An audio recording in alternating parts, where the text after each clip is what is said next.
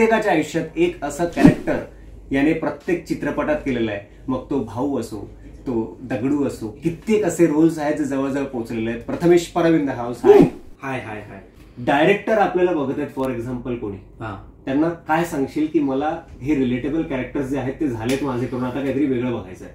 भाई म्हणजे मी काय ऍक्शन हिरो मी नाही होऊ शकत काय? तुम्हाला काय एक मिनिट मसाला आहे आता ठीक आहे, पण मी तुम्हाला सांगतो मी उत्तम ऍक्शन हिरो होऊ शकतो.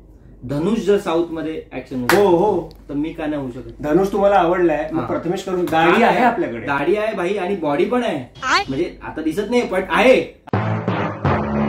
तुम्ही मला एक ऍक्शन फिल्म द्या, मी असा मारीन ना लोकांना. आई शपथ, आई बाबा आणि साईबाची शपथ घेऊन सांगतो लय मारीन. आपण डायरेक्टर चेंज करतोय, आता क्रिस्टोफर नोलन आहे. बापरे, आता क्रिस्टोफर नोलनच्या आधी सिनेमा आठवायला लागतील.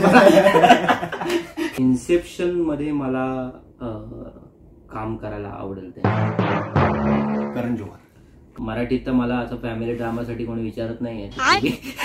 तुम्ही प्लीज.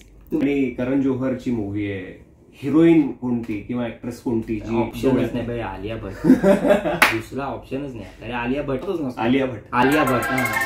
अच्छा अच्छा. ओ